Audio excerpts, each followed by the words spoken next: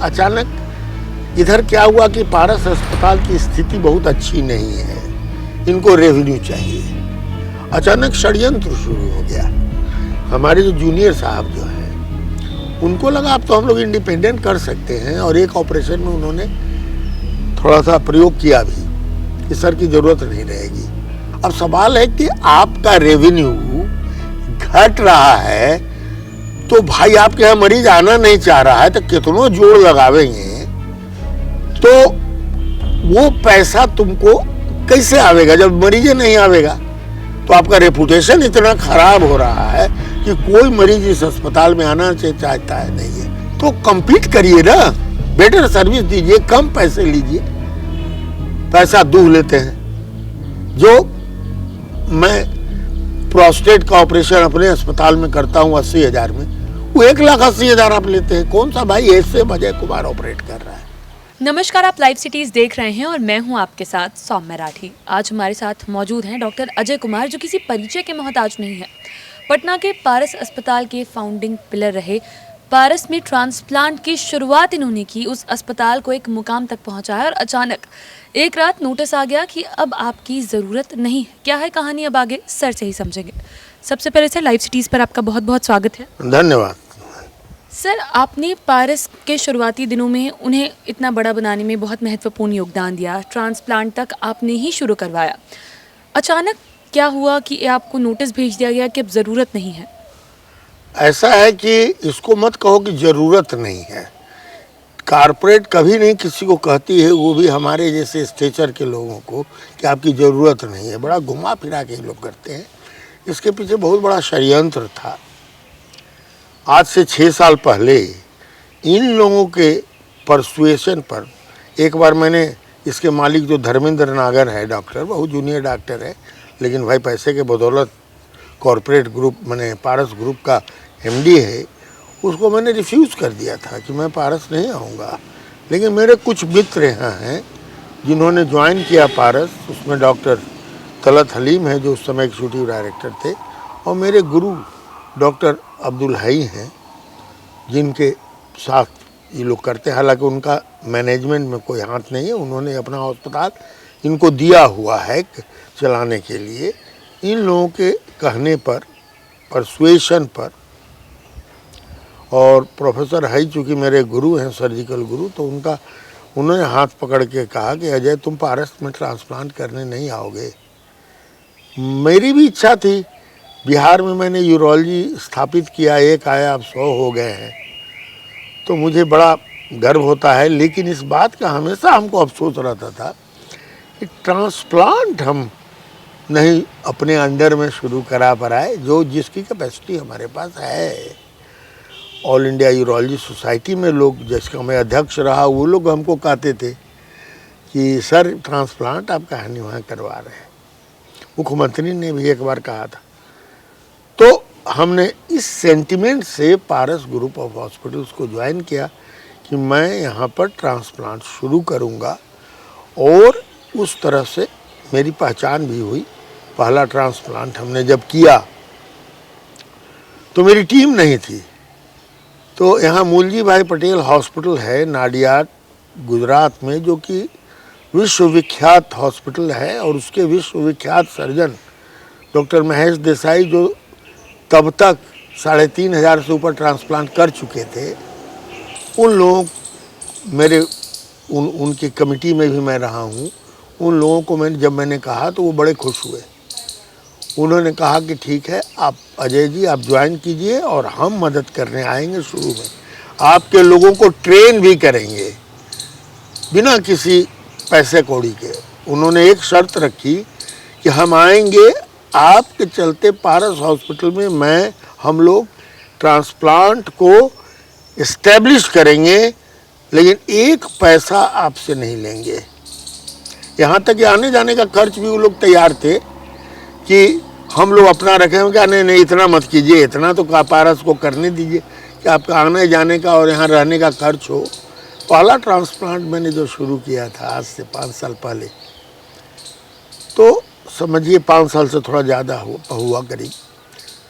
8 लोग आए थे उस अस्पताल से यहाँ तक कि थिएटर टेक्नीशियन भी, एनेस्थेटिस्ट भी, नेफ्रोलॉजी के हेड भी खुद डॉक्टर महेश देसाई और उनकी टीम, और उन्होंने ट्रांसप्लांट किया, उनके साथ हमने किया और हम सीखना शुरू किया। अपनी टीम को भेजते थे वहाँ नाडियाद कि जा करके ट्रांसप्लांट का ये देखो, और इस तरह से हमने ट्रांसप्लांट को ऑर्गेनाइज किया और हमारे यहाँ ट्रांसप्लांट चल निकला। मेरे साथ एक जूनियर हैं जिनको मैंने साथ में रखा, वो थोड़ा सा फ्लिकरिंग माइंड के व्यक्ति हैं, फिर भी उनको मैंने कहा कि नहीं तुम सीखोगे, और थोड़ा स्वार्थी भी है, तो उनको लगा कि सर के साथ हम ट्रांसप्लांट में सीख जाएंगे। डोनर को लेप्रोस्कोपिकली कैसे किया जाता है बहुत कम लोग करते हैं, नाडियाड वाले आते थे और उनके साथ उनको मैं रखता था कि आप सीखिए, और मैं रेसिपिएंट की तरफ रहता। तो इस तरह से हम लोग ने बहुत तरह के ट्रांसप्लांट किए, स्वाब ट्रांसप्लांट किए, इसके बारे में कहने की ज़रूरत नहीं है। और नाडियाड वाले धीरे धीरे आना कम कर दिए क्योंकि हम लोग ज़्यादा ट्रेन हो गए। अंत में एक आदमी आते थे, उन्होंने भी, उनको भी मैंने कहा कि अब छोड़िए, तो अब हम लोग खुद करेंगे। तो हम लोग इंडिपेंडेंट हो गए ट्रांसप्लांट करने के लिए, करने लगे। हमारी टीम पूरी थी।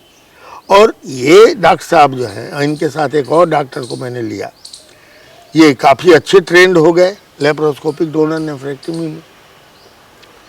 मामला चलता रहा। अचानक इधर क्या हुआ कि पारस अस्पताल की स्थिति बहुत अच्छी नहीं है, इनको रेवेन्यू चाहिए, इनको चाहिए और सब चीज़ें। और मुझे एक और सेंटिमेंट था कि हमारे अंडर में कुछ स्टूडेंट डायरेक्टली ट्रेन हो, तो उसके लिए हमने यूरोलॉजी में डीएन भी यहाँ शुरू किया। मेरा एक स्टूडेंट पास करके प्रैक्टिस भी कर रहा है, 3 स्टूडेंट मेरे साथ हैं। DNB programme, post graduate programme in urology, जो एमसीए के समकक्ष है, वो शुरू किया। और विद्यार्थी मेरे यहाँ इसलिए आते थे कि अरे सर हैं वहाँ, तो हम लोग जाएंगे। तो इस तरह से हमने पूरा डिपार्टमेंट को इस्टेब्लिश किया। अब इनका रेवेन्यू घटने लगा। अरे भाई, हम लोग किसी इंस्टीट्यूशन के लिए रेवेन्यू कलेक्टर नहीं ना है, बात सीधी है। हम लोग आपके लिए एक इज्जत है। अजय कुमार पारस में है, यही बहुत बड़ी इज्जत है।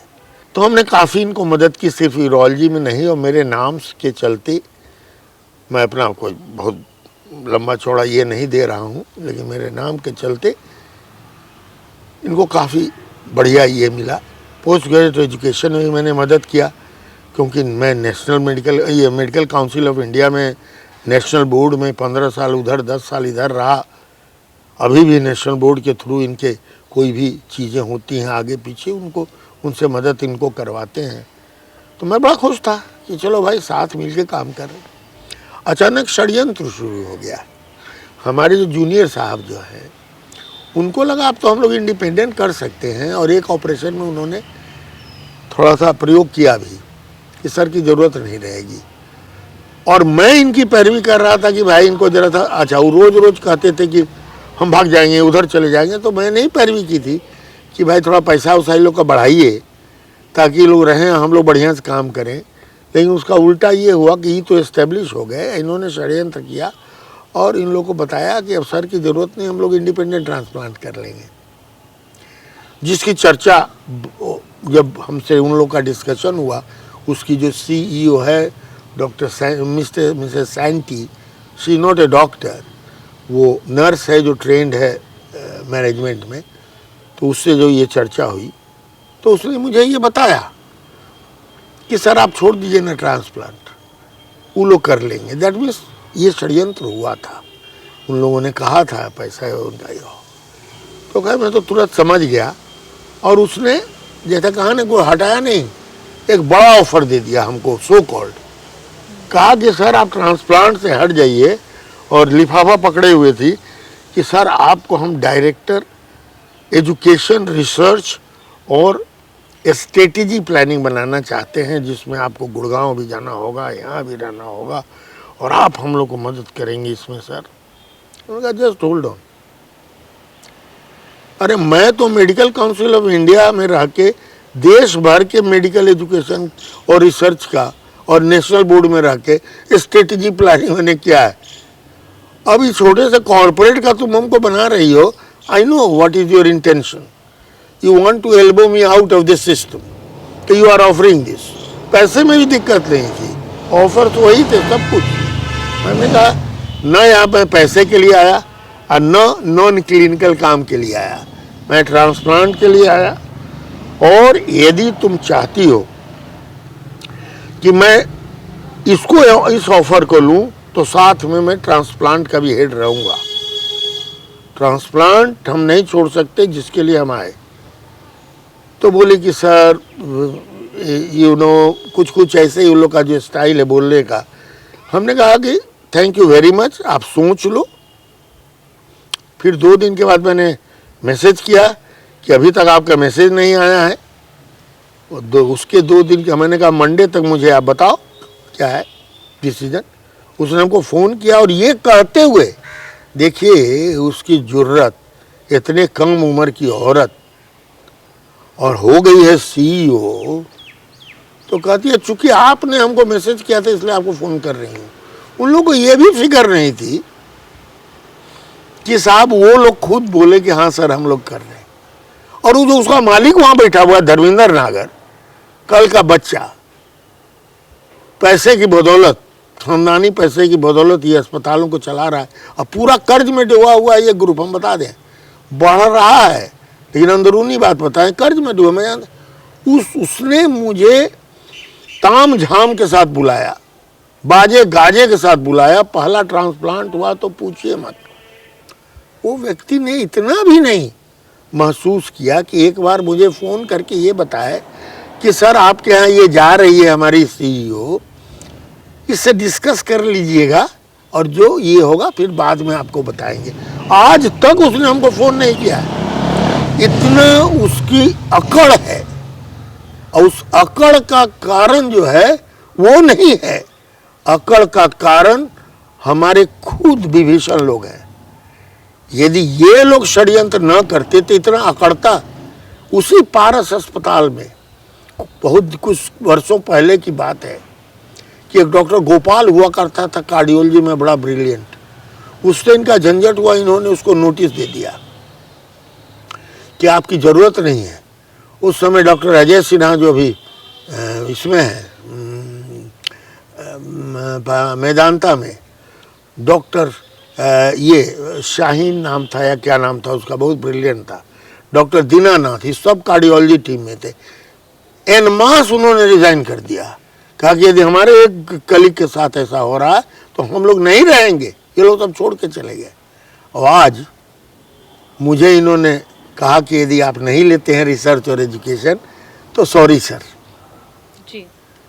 और ये दोनों जो हैं, पहले कभी 12-1 के पहले ही दोनों कभी नहीं आते थे मेरे टाइम में। मैं हमेशा कहता था सवेरे आओ, स्टूडेंट्स को पढ़ाना है। आजकल 9 बजे से व्हाइट कोट पहन के बैठे रहते हैं पारस में। आज तक उन्होंने हमें कांटेक्ट नहीं किया, इवन मैसेज नहीं किया कि sir we are very sorry for this. तो अब घर ही का आदमी, मैंने नहीं होता है लंका डाहे करेगा तो क्या कर सकते हैं। डॉक्टर साहब, यूरोलॉजी डिपार्टमेंट के बारे में तो आपने बताया कि कुछ चीज़ें इस वक्त वहाँ गलत चल रही है, लेकिन और भी कुछ डिपार्टमेंट्स की बातें सामने आ रही है कि कुछ और काफ़ी अच्छे डॉक्टर्स हैं ट्रस्टेड, जिनकी वजह से लोग पारस जाते थे, लेकिन उन्हें भी अब आप ही की तरह किसी षड्यंत्र के तहत हटाया जा रहा है। एकदम अभी पूरा रिवाइव, मैं बता दूँ, एक रीजनल डायरेक्टर था बेचारा, सुहास आराध्य, जानती होगी, 3 मराठी आदमी, बहुत मेहनत किया उसने 2-2.5 साल। अब सवाल है कि आपका रेवेन्यू घट रहा है तो भाई आपके यहाँ मरीज आना नहीं चाह रहा है तो कितनों जोड़ लगावेंगे तो वो पैसा तुमको कैसे आवेगा जब मरीज नहीं आवेगा। अब मरीज कौन लाता है? डॉक्टर मरीज थोड़े लावेगा। अब मरीज लाइए, हम इलाज करेंगे। तो आपका रेपुटेशन इतना खराब हो रहा है कि कोई मरीज इस अस्पताल में आना चाहता है नहीं है। तो कंसल्टेंट पर ये दबाव डाल रहे हैं कि आप छोड़िए, आप छोड़िए। तो अभी कार्डियोलॉजी में थे निशांत त्रिपाठी, उन्होंने रिजग्नेशन दे दिया। उनके चलते कार्डियोलॉजी में कई लोगों ने रिजग्नेशन दे दिया है। अभी उन्होंने डॉक्टर RN टैगोर है हेड, उसको घुमा करके इसमें ऑन्कोलॉजी में, अब उसको घुमा करके इन्होंने समझा दिया एक जूनियर डॉक्टर को कि उसको हेड बनावे तो आपको बुरा लगेगा। वो गुस्से में आ गया, कहा कि भाई हम इतना पुराने हैं, उसको क्यों हेड आप बनाइएगा। इस तरह की चीज़ें वहाँ चल रही हैं। उस सुहास राधे को हटाया, एक डॉक्टर मुख्तार आए, उनको ले आया, चकमा दे के बेचारे को, अभी यहाँ हैदराबाद के हैं, बहुत अच्छे थे, उनको यहाँ पर हेड ऑफ पटना यूनिट लाया। 1 महीना के अंदर भाग गए, बोले कि हमको बोला कुछ, हमसे कराया कुछ। कल भी उन्होंने हमें फ़ोन किया था कि सर ये षड्यंत्र तो बहुत दिन से चल रहा था और आप इस षड्यंत्र के पार्ट में फंसेंगे ये हम नहीं जानते थे, लेकिन मैं तो जान बचा के वहाँ से भागा। तो अभी स्थिति इनकी बहुत बुरी है, अंदरूनी और कई कंसल्टेंट निकल चुके हैं, नए नए लोगों को लाने की कोशिश कर रहे हैं। बहुत पहले इनका न्यूरो सर्जरी बैठ गया है। डॉक्टर मुकुंद, अब तो मैं क्लियरली बोल सकता हूँ, डॉक्टर मुकुंद छोड़ के चले गए जिस दिन मेदांता में, उस दिन से इनका न्यूरो सर्जरी कभी उभर ही नहीं पाया। तो महाराज कार्डियोलॉजी उभर ही नहीं रहा है, न्यूरोलॉजी उभर ही नहीं कर रहा है, ऑन्को सर्जरी, ऑन्को डिपार्टमेंट जो कैंसर जिसके लिए आप बेसिक थे यहाँ, उसमें आपकी स्थिति इतनी बुरी है कुछ कहने लायक नहीं। उसका कारण भी है, मुजफ्फरपुर में टाटा का कैंसर सेंटर आ गया, अगल बगल कैंसर सेंटर आ गया है, कई कैंसर सेंटर हो गए। तो compete करिए ना, बेटर सर्विस दीजिए, कम पैसे लीजिए, पैसा दूह लेते हैं। जो मैं प्रोस्टेट का ऑपरेशन अपने अस्पताल में करता हूँ 80,000 में, वो 1,80,000 आप लेते हैं। कौन सा भाई ऐसे अजय कुमार ऑपरेट कर रहा है? इनके पास लेज़र नहीं था ऑपरेशन के लिए, यूरोलॉजी का जो बहुत इम्पोर्टेंट है। मैंने अपना एक लेज़र इनको किराए पर दिया हुआ था कि चलो काम चलाओ, तुम यदि लेज़र नहीं खरीद सकते हो तो यूरोलॉजी तुमको इतना प्रॉफिट। तो बहुत से अंदरूनी बातें हैं, धीरे धीरे सब निकल के आएंगी, लेकिन अंदर से ही खोखले हो चुके हैं जी। इनकी स्थिति। और इसी में होता है रनिंग एमॉक, भांग पी लेता है आदमी तो उसका एक ये होता है जन्ने तन्ने दौड़ रहा है, कभी उसको कहता ही कर लीजिए, कभी उसको कहता हट जाइए। तलत हलीम थे एजुकेशन और रिसर्च और इसके एग्जीक्यूटिव, उनको हटाया, यू नेम इट। जो इम्पोर्टेंट लोग जिससे जाना जाता था ये अस्पताल, सब छोड़ के भाग रहे। सिर्फ नए फेसेस बचे हैं पारस में, कोई ऐसा चेहरा नहीं जिसपे लोगों को माने आप पता कर लीजिए कौन पुराना चेहरा है जिसके नाम पर अब अस्पताल में। एक जॉन बचे हैं, जॉन मुखोपाध्याय जो हड्डी में है, वो भी अब हफ्ता में 3 दिन आते हैं, मंगल, सोमवार, मंगल, बुध, बाकी 4 दिन उन्होंने अपना खोल लिया है गुवाहाटी में। तो गुवाहाटी या सिलीगुड़ी में रहते हैं 4 दिन, सिर्फ 3 दिन के लिए आते हैं। तो एक बड़ा नाम वो था, तो वो भी हड्डी में इनका डवाडोल हो रहा है। जब वो आते हैं तो 10 तो मरीज आता है, और नहीं आते हैं तो फिर वही डवाडोल स्थिति है। तो कोई ऐसा नाम नहीं है। तुम तो इतना दिन से पारस को कवर कर रही हो, कितनी दिक्कत तुमको होती है वहाँ अपने डॉक्टर साहब प्रोग्राम के लिए बढ़िया कंसल्टेंट खोजने में। एक डॉक्टर अभिषेक है न्यूरोलॉजी वाला, बहुत अच्छी प्रैक्टिस है, उस पर भी इन्होंने उनको कहना शुरू किया कि आप 9 बजे आइए। डॉक्टर शशि है नेफ्रोलॉजी में। ए भाई, जो डॉक्टर का प्रैक्टिस बहुत ज़्यादा बाहर होगा तो आपके यहाँ एक लिमिटेड पीरियड में ही समय देगा और आपको जब भी इमरजेंसी में ज़रूरत हो तो कवर करेगा। 9 से 5 कौन? अभिषेक बैठेगा, शशि बैठेगा, अजय कुमार बैठे, इस तरह के लोग बैठेंगे। इन लोगों को भी वार्निंग दिया हुआ है कि आप लोग बैठा कीजिए। ये लोग कह दिया साहब कि हम लोग। तो दिक्कत वहाँ 2 तरह के डॉक्टर हैं, एक जिनके अपने मरीज हैं, वहाँ रहें चाहे बाहर रहें। अजय कुमार वहाँ रहें या पाम व्यू में रहें, अजय कुमार को कोई फ़र्क नहीं पड़ता है, शशि को कोई फ़र्क नहीं पड़ता, अभिषेक को कोई फ़र्क नहीं पड़ता है। लेकिन एक ग्रुप ऑफ डॉक्टर्स वहाँ हैं जो बेचारे पारस में नहीं रहेंगे तो बाहर भी प्रैक्टिस नहीं है, तो बेचारा चपक के सब बैठा हुआ है, डरे कुछ बोलता नहीं है। ये टाइम है जब पारस के खिलाफ सारे कंसल्टेंट्स को, एटलीस्ट मेरे लिए, चूँकि इनकी नेतागिरी हमने की है, डॉक्टरों की नेतागिरी, IM का अध्यक्ष रहा, नेशनल वर्ल्ड मेडिकल एसोसिएशन 14 साल भारत का मैंने वहाँ प्रतिनिधित्व किया, 14 साल, और आज भी इनकी नेतागिरी करता हूँ।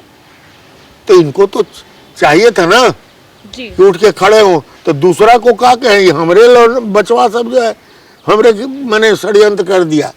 तो डॉक्टर जब तक एक दूसरे के प्रति षड्यंत्र करते रहेंगे, ये कॉरपोरेट वाले इसी तरह से जैसे जनता को लूटते हैं वैसे डॉक्टर्स को एक्सप्लॉइट करते रहेंगे, ये मैं बताता हूँ। तो देखिए अब ये चीज़ एक काफ़ी कंसर्न वाली बात है कि एक अस्पताल जिस पे कुछ डॉक्टर्स की वजह से लोगों को ट्रस्ट था, अब उन्हीं डॉक्टर्स को इंटरनल पॉलिटिक्स कहें या फिर कोई गंदी राजनीति जिसे कहें, उसके तहत अब इन्हें ही बाहर का रास्ता दिखा दिया है। तो किस पर भरोसा करना है, किस पर नहीं, और स्पेशली हेल्थ के मामले में इसे लेकर पब्लिक को बहुत ज़्यादा अवेयर होने की ज़रूरत है, अपनी चॉइसेस को एक बार रीथिंक करने की ज़रूरत है।